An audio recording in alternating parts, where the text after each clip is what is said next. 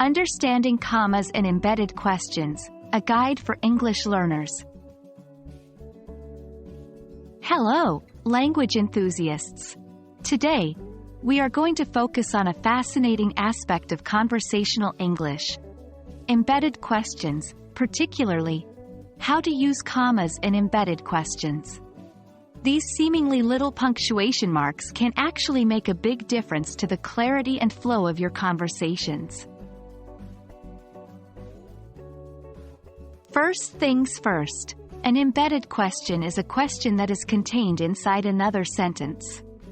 For example, I wonder if she is coming to the party tonight. Here, if she is coming to the party tonight, is the embedded question. Notice how it's tucked inside the main sentence.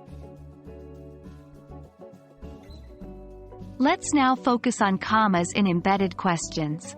The rules are pretty simple. Generally, if the embedded question is at the beginning of a sentence, it's followed by a comma.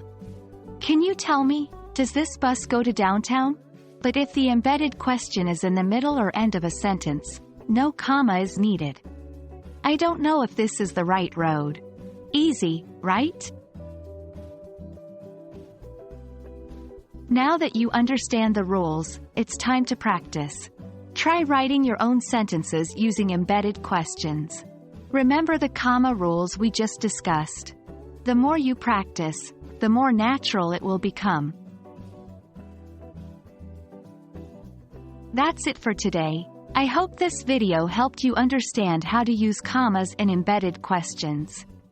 Remember, punctuation is like the seasoning of language. It adds flavor and clarity. Keep practicing, and your English conversations will get better every day. Thanks for joining us, and see you in the next video.